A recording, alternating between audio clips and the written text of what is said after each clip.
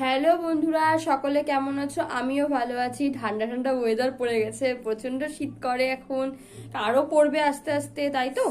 তো আজকে যে টিপসটি নিয়ে তোমাদের সামনে আমি কথা বলবো, সেই টিপসটি জানো তো, এই টিপসটিও পালন করা হয়েছে ঘরে, কিন্তু সেই টিপসটি আমি তোমাদের দিচ্ছি, সেই টিপসটি তোমরাও পালন করবে, দেখবে আশা করি খুব সুন্দর একটি রেজাল্ট পাবে। আমাদের ঘরে জানো তো টমেটো এনেছিল, বা যাদের ঘরে তোমরা টমেটো এনে থাকো, টমেটো অনেক বেশি যদি এনে ফেলো তোমরা, তখন হচ্ছে তোমরা কি করবে, যে রান্না করলে, ডাল করলে, চাটনি করলে, তা সত্ত্বেও দেখছো কত টমেটো বেঁচে গেছে।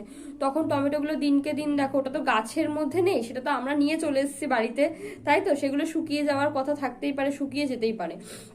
তো শুকিয়ে গেলে কেমন একটা বিচ্ছিরি দেখতে হয়ে যায়, সেই টমেটোগুলো ভালো লাগে না, শুকিয়ে গেলে আস্তে আস্তে নষ্টও হয়ে যায় জিনিসটা।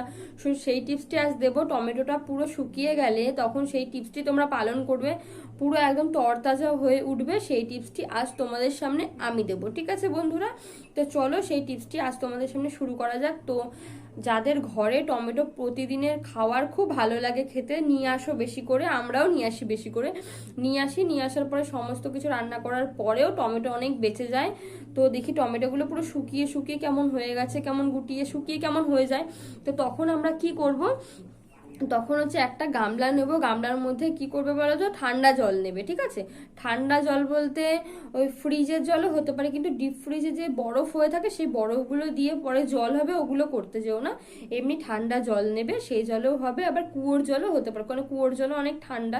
মানে যে জল মানে পরিষ্কার থাকে সেই জলই নিও, ঠিক আছে? আর ফ্রিজের জল নিলেও খুব ভালো হবে, কিন্তু ডিপ ফ্রিজেরটা নিও না। ফ্রিজের মধ্যে বরফ হয়ে গেছে, বরফটা রেখে জল হচ্ছে, ওটা করো না। সেই জলটা নেবে, নেওয়ার মধ্যে তোমরা কি করবে, 3 চামচ থেকে 2.5 থেকে 3 চামচ মতো নুন দিয়ে দেবে, সাদা নুন, ঠিক আছে? জলটা তো বেশি নিচ্ছি না, টমেটো তো আমাদের এত না, টমেটো হচ্ছে এই কটা হতে পারে, কারণ 3-4টে হতে পারে, দুটোও হতে পারে, এমনও হতে পারে। তো জলটা সামান্য নেবে, নিয়ে 2 থেকে 2.5 চামচ মতো বা 2.5 থেকে 3 চামচ মতো নুন দিয়ে দেবে, দিয়ে ভালো করে গুলিয়ে ওই টমেটোগুলো চুবিয়ে রাখবে সারা রাত্রি। চুবিয়ানোর পরে কি করবে, সকালবেলায় সেই টমেটোগুলো জল থেকে তুলে নেবে।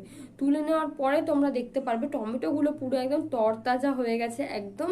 আর যেমন মনে হচ্ছে বাজার থেকে কিনে নিয়ে এসে গাছ থেকে ছিঁড়ে তখনই বাজারে যেমন বিক্রি হয়, বাড়িতে নিয়ে এসে তরতাজা পুরো টাটকা, পুরো একদম সেরকম পাবে তোমরা বন্ধুরা, ঠিক আছে? তোমরা নিজেরা বাড়িতে ট্রাই করে দেখো।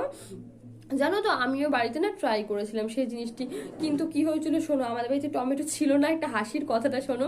তো আমাদের ঘরে একটা টমেটো ছিল, ঠিক আছে, অনেকদিন ধরে ঝুড়ির মধ্যে, দেখছি টমেটোটা শুকিয়ে গেছে। তো আমি টিপসটি দেখেছিলাম, আমি কি টিপসটি করে দেখি তো কি হয়। তো আমি একটা ছোট বাটির মধ্যে একটুখানি নুন দিয়ে, মানে একটা টমেটো বুঝতে পারছো, একটা ছোট বাটির মধ্যে একটু নুন দিয়েছি, দেওয়ার পর একটু গুলিয়ে ভালো করে নুন জলের মধ্যে টমেটোটা রেখে দিচ্ছি, সকালবেলায় দেখবো আর তোমাদের কাছে শেয়ার করবো ব্যাপারটা, ঠিক আছে, কেমন হচ্ছে। আর আমি রাত্রেবেলা ভিজিয়ে রেখেছি, ভিজিয়ে রাখার পরে সকালবেলা ঘুম থেকে উঠে দেখি কি বাটির মধ্যে টমেটোটা নেই। আমি বললাম যা বাবা, কি হলো, টমেটোটা জাদু মন্ত্র হয়ে কি উড়ে চলে গেল নাকি? আমার চিন্তা হয়ে গেল, মা ঘুম থেকে উঠে আমি বাটিটা খুলে দেখি টমেটোটা নেই, আমি ভিজিয়ে রাখলাম, কোথায় গেল? তারপরে মাকে জিজ্ঞেস করবো, মা আমি বাটির মধ্যে টমেটোটা ভিজিয়ে রেখেছিলাম রাত্রিবেলা ওই 8টার সময়, তো তারপরে টমেটোটা কোথায় গেল?